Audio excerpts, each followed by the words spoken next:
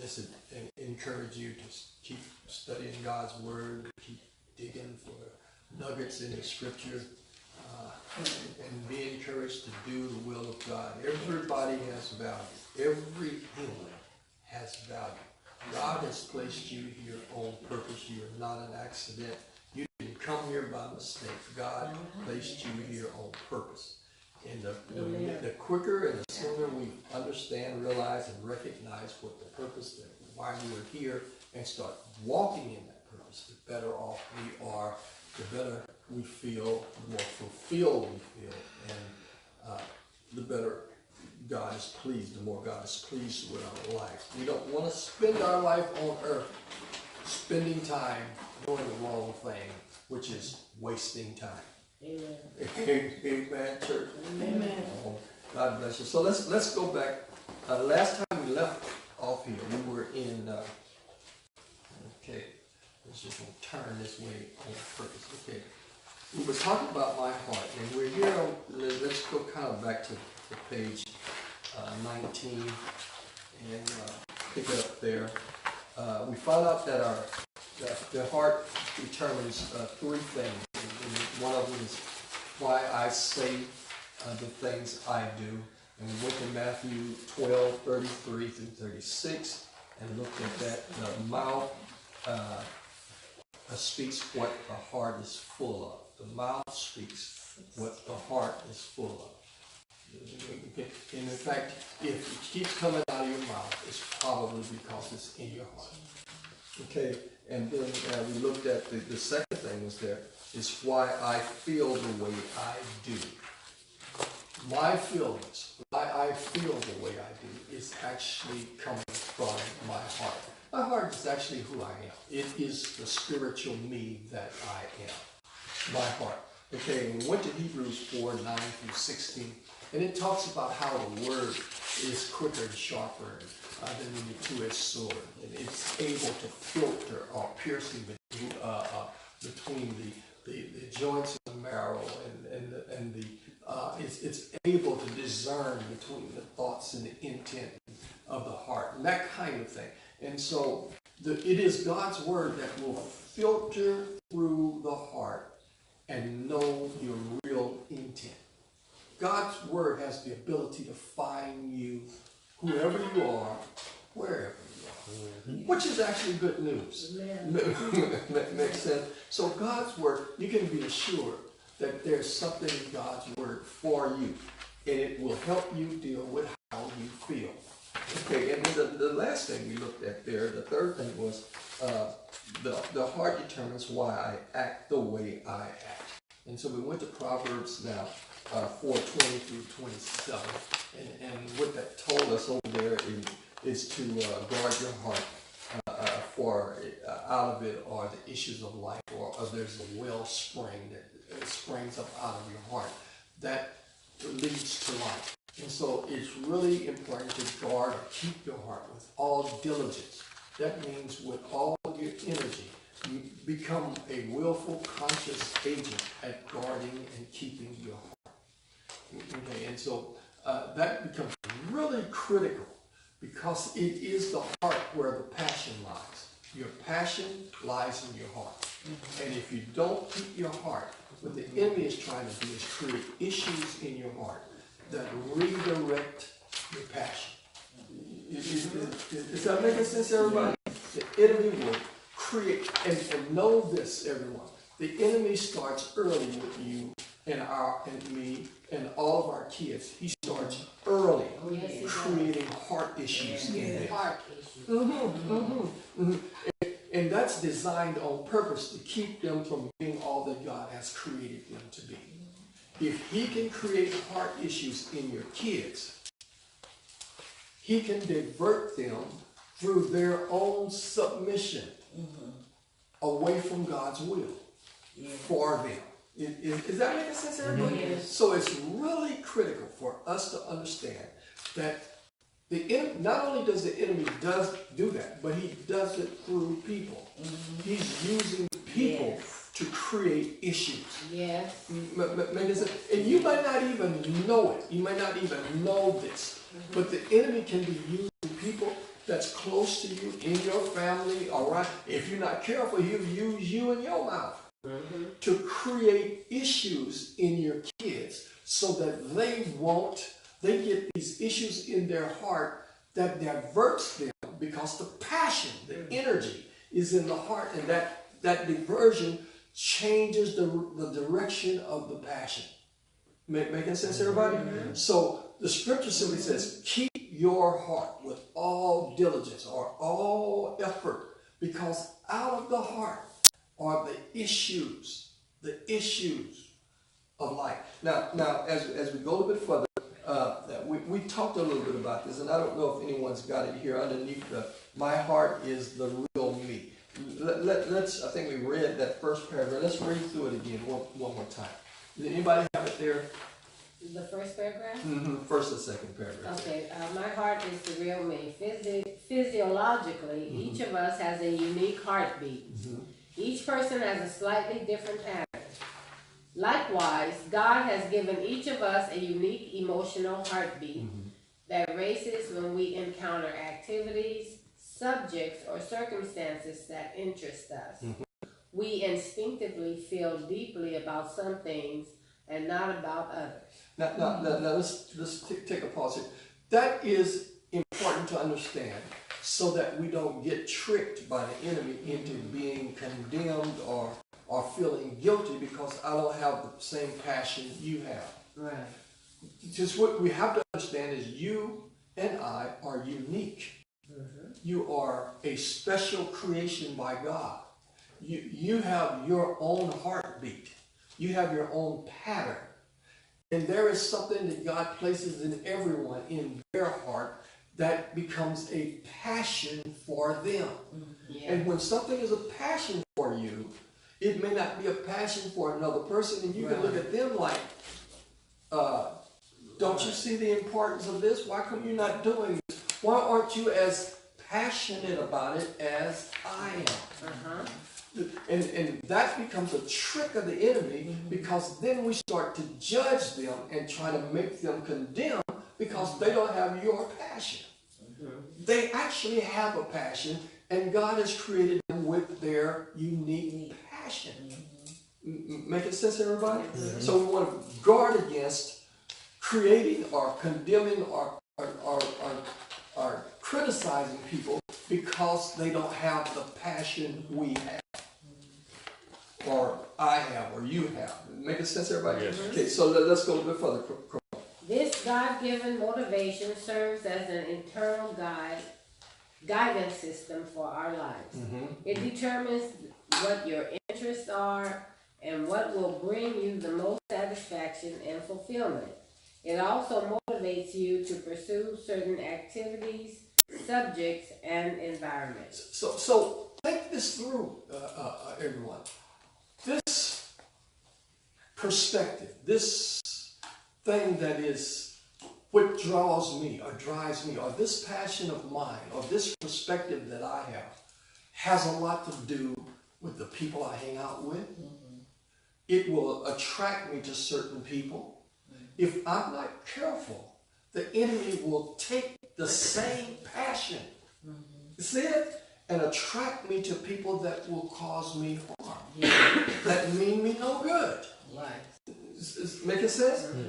But it's not the passion, it's the redirecting of the passion, which creates issues. That creates issues. So suppose I come up in an environment where people are yelling at me and screaming and hollering and telling me I'm no good, and then there's somebody on the other side of the track telling me, man, you good, you got it going on, you get, hey, let's go do this together. I support you and I do this and I'm that. Passion is still there, but the redirection is coming because of an issue. The issue is people didn't know how to deal with me and they didn't build me up. So now I have a heart issue. That heart issue turns into a need. I need approval. I need importance. I need acceptance.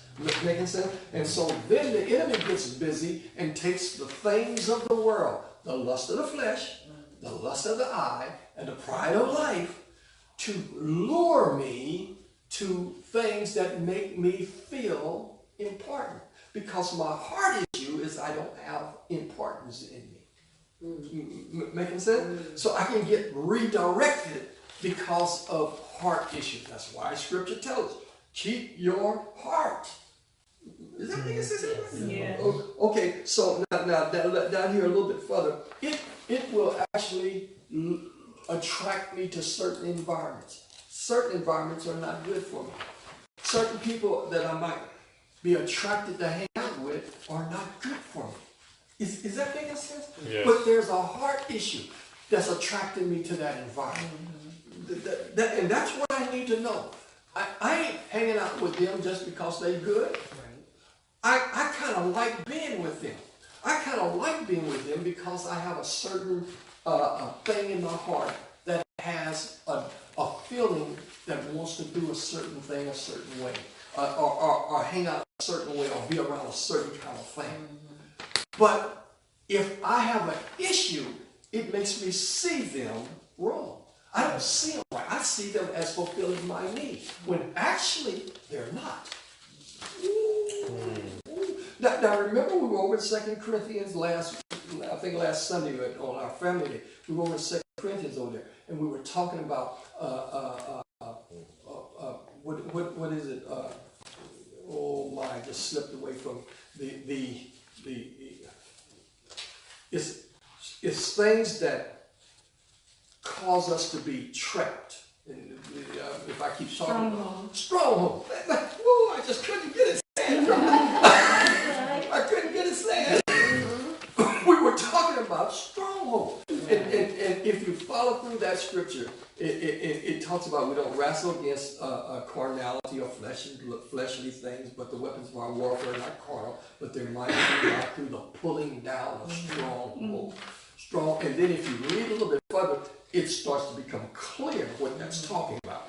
Okay, quite often, if you stop there, you think that's talking about spiritual things and all kinds of demons and that kind of thing. It's not talking about that at all. It's talking about imagination. If you go to the next scripture, it's talking about your mind, imagination. What's going on in your mind? So a stronghold becomes this: a lie that you buy into. That's a stronghold. A lie that you buy into. And the enemy has just created all kinds of lies for people to buy into. And he's using our youth because of the natural flow of their bodies, the natural testosterone that's going on in our guys, the natural estrogen that's going on in our girls. He's using our youth and showing them a lie, and they're buying into it. Yeah. The other side of that is he's taking the grown-ups and having them talk to them in such bad ways that the grown-ups now don't have influence over the children. Yeah. So it's creating a stronghold for the child. Make it sense? Because why? The child is becoming a teenager who has issues. And those issues redirect them. Making sense? And as it redirects them, guess what the enemy has got waiting on them? Destruction. Yeah. He's got destruction waiting on them. Yeah. So if he can redirect them to an environment that's going to lead them to destruction, see it? That's what he's doing. That's what he's doing. That's the war. That's what we have to do. We have to take captivity imagination. We have to bring everything that sets itself up against God and make it subject to Christ.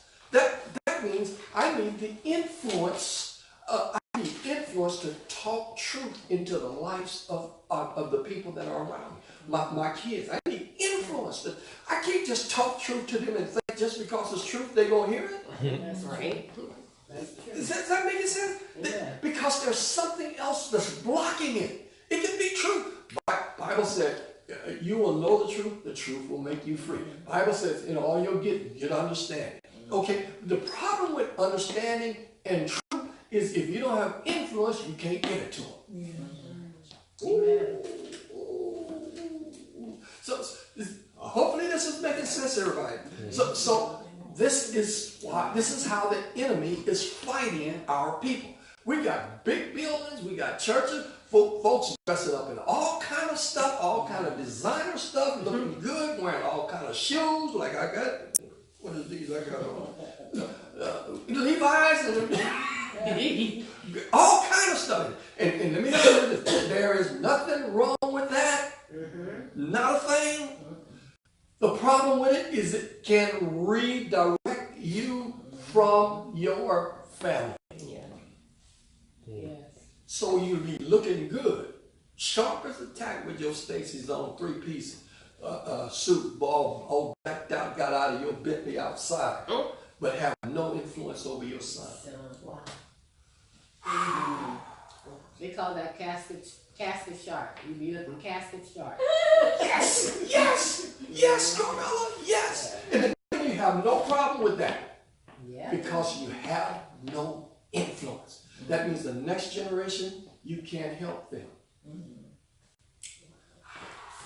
Not for real. Oh my, how did I get off that? Come on, turn back around. Turn back around. You got 19. Go back to paper. This is just... Okay, so let's go a little bit further here. So now, what? The other thing we'll look at is why has God given each person a unique heartbeat? Well, okay, this talks in general about it, but it talks about something else over in Revelation 17:17. But if we take out the point here, it is God has put it into their hearts to accomplish His purpose. And not only has God put it in the hearts of the angels to accomplish His purpose and people to accomplish His purpose, He's put it in the hearts of His saints to accomplish His purpose. God put it in your heart. Is that making sense? Mm-hmm. So the unique, who you are, is because God made you unique. What really drives you and what really gives you passion is because it's what God put in you. Is that making sense, everybody? Okay. So here's the thing. God has a purpose in giving you your inborn interest. In fact, your emotional heartbeat reveals a very important key to understanding God's design and intention for your life. Now, the next sentence here is really huge.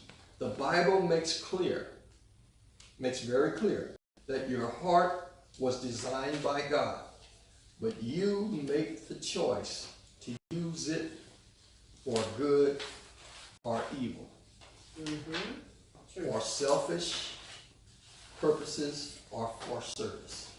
You make the choice. Free will. Free will. Exactly, preacher. Free will. So the question then becomes, what am I going to choose? What do I choose for me to do for God? What do I do with the gift that He's given me? I could use it for good. I could use it for evil. Yeah. I have to choose what happens. And the choice I make reflects my heart. Making sense, everybody? Yes, sir. The choice we make is a reflection of our heart. Of where our heart is. Yes, ma'am. It's a reflection of where our heart is. So that's why we started out, and well, let's go a little bit further. Hopefully I'll get there. So let's go a little bit further here. So you may have selfish ambitions in your heart. Over here in James, let's go over here, James 3, 14 through 18.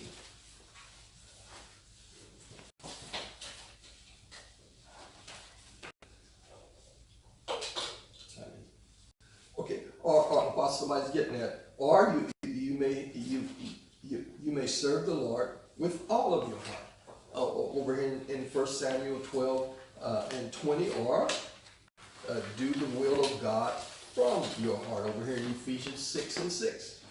All of these are things that come from the heart, which is who you really are. When the Bible's talking about your heart, it's really talking about your spirit. The word heart and spirit is really synonymous. It's really who you are. You are a spirit put in a body, In the image of God. in the image of God. Is that making sense? Yes. And you have a soul. That means not only are you a spirit created in the image of God, but you have emotions. You have a thought process. You have consciousness. You have a soul. When God breathed the breath of life into that body, it became a living soul. It didn't become a living soul until God breathed in it. And what he breathed into that body was you.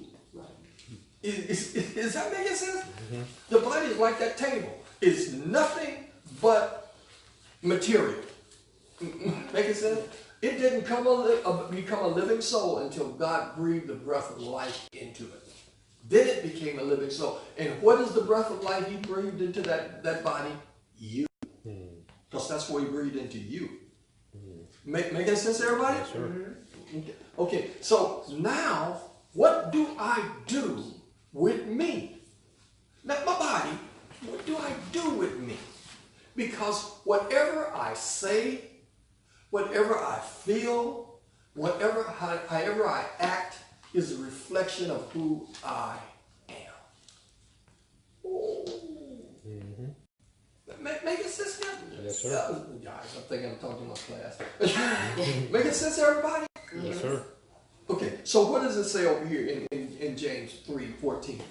3:14 through 18. But if ye have bitter envy and strife in your hearts, glory not and lie not against the truth. This wisdom descendeth not from above, but is earthly, sensual, devilish. For where envy and strife is, there is confusion and every evil work. But the wisdom that is from above is first pure, then peaceable, gentle, and easy to be entreated, full of mercy and good fruits, without partiality and without hypocrisy. And the fruit of righteousness is sown in peace of them that make peace. You might want to we might want to reread that at a time when we have time to really digest that. Envying and strife, if that's in your heart, it starts to come out. Make sense? Okay. But if the real Spirit of God, the real fruit that God puts in your heart is there, the wisdom of God comes out of you. If God's Spirit is in your heart, God's wisdom comes out. Is that amazing? It'll come out of your mouth. It'll come out of your actions. It actually comes out of how you feel. You can counter your feelings with God's wisdom. Is that making sense, everybody? Think this through. If in his presence is fullness of joy, again, and at his right hand there are pleasures forevermore. And then the scripture says, basically, follow me as I follow Christ, or copy, be therefore followers of God as dear children, or copy God. Copy God. What then should come out of our presence? If we're copying God, what should be in our presence? Is this making sense? Because if there's fullness of joy in his presence, what's in our presence? And that has everything to do with the wisdom that we try to impart. It's first peaceable. It ain't trying to argue with people. Amen. Just think about it. Making sense? Yes, sir. Yeah, boy, it's a lot up in there, Carmela. Amen. A lot up in there. So, okay, the kids come back. Let me go a bit further. Okay, so, the other thing is, or you may serve the Lord with all of your heart, 1 Samuel 12 and 20, or do the will of God from your heart, Ephesians 6 and 6. Now, I'll come back up here, but I want to get here before we close today. And let's go back now to Psalms 139 and 23 through 24. Let's go back there. And I'll come back down through where we went past. Okay. Now, first of all, read it again so we can have it on our study. Psalms 139, 23 through 24. Search me, O God, and know my heart. Try me and know my thoughts.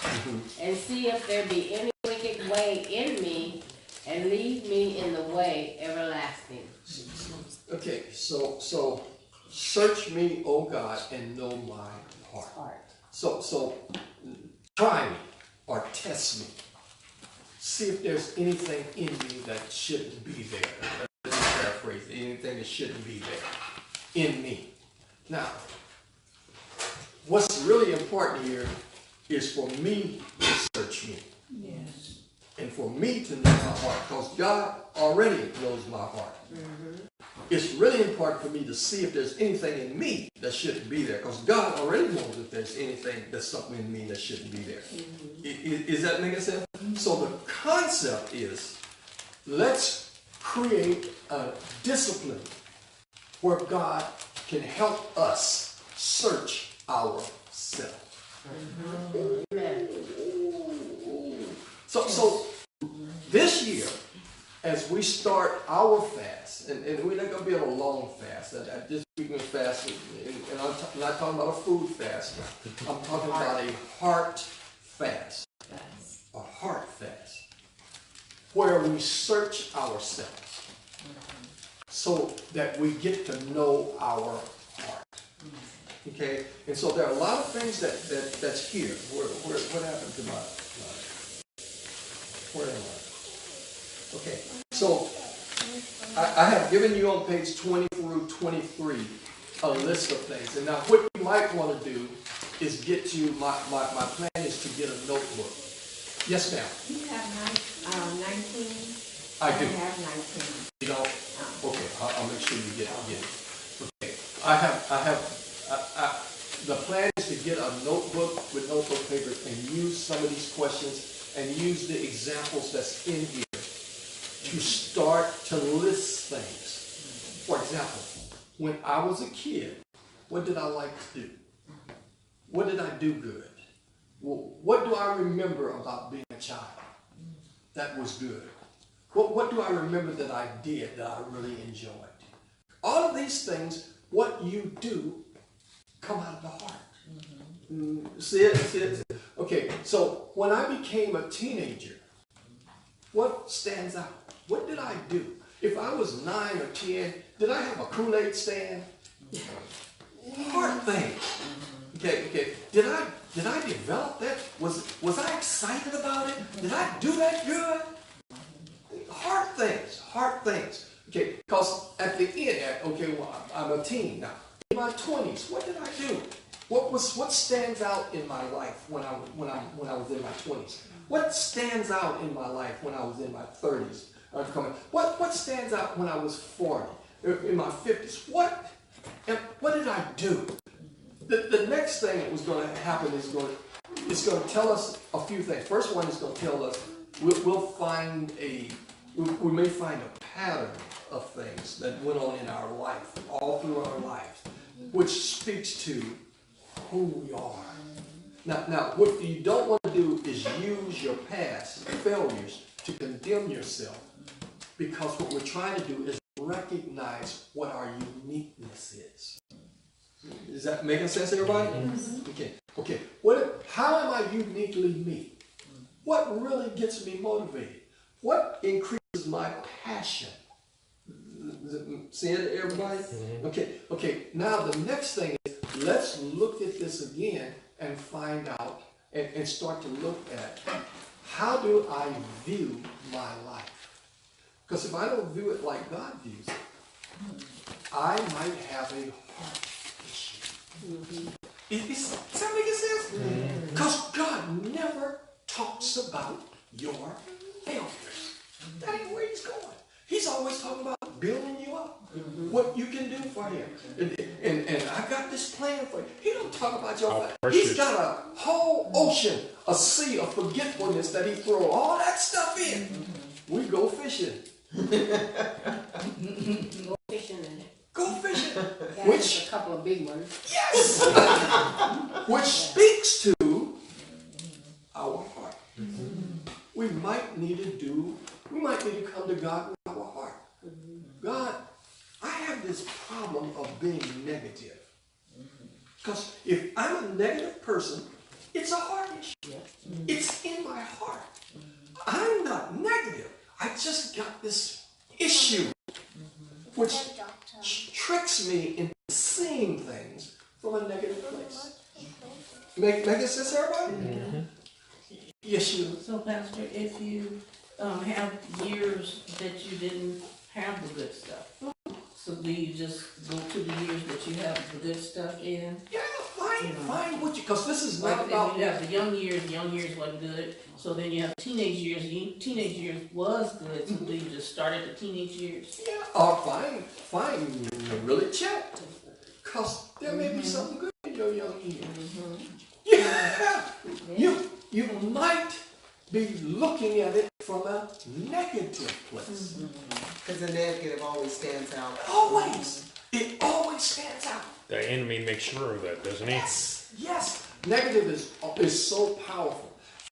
Here in Focus on the negative. social studies, in the psychology, it tells us this about negative stuff.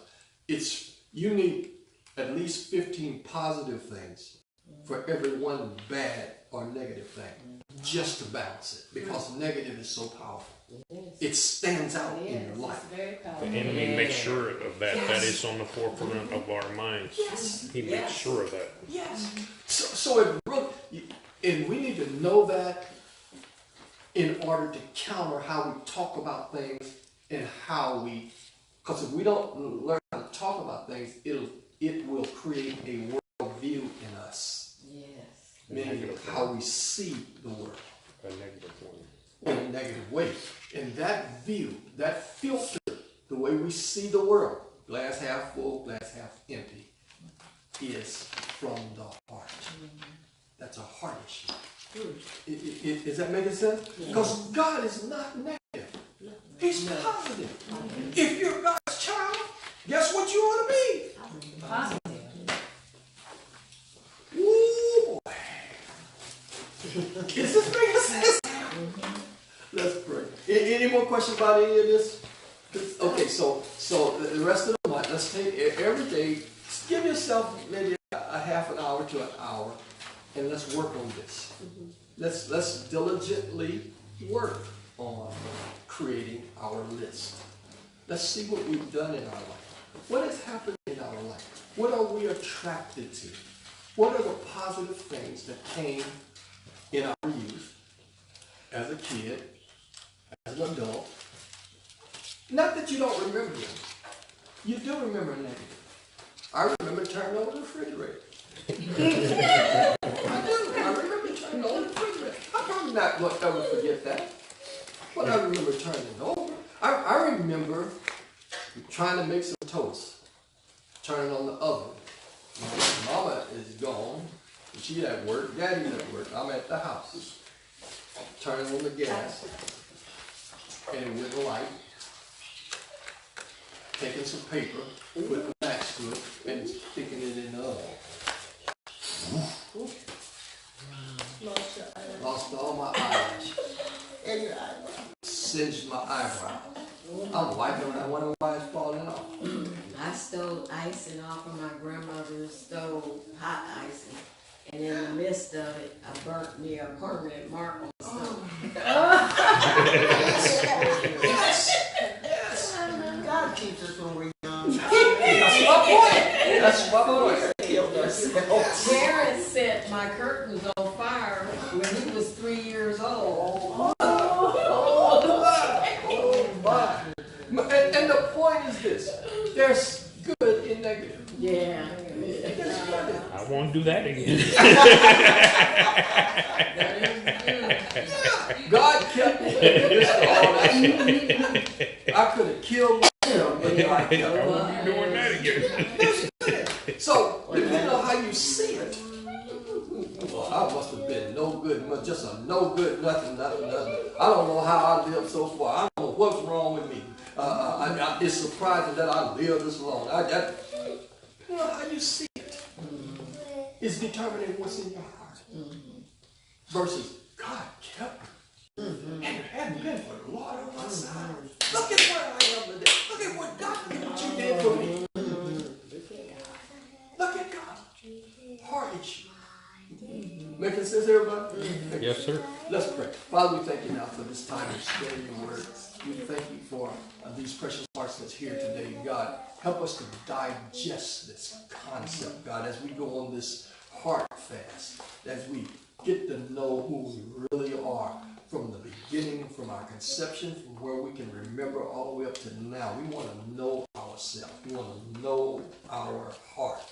God, if we find anything in there, show it to us. Help us to see it. We're willing to work at getting that out of us. If there's any envy in us, if there's strife in our heart, if there's hatred in there somewhere, but disguising itself as, oh, I just don't like them. I don't like their mannerisms. It can be hidden. It can be disguised. But God, you know what it is. Help us understand these issues that try to stop us from doing your purpose.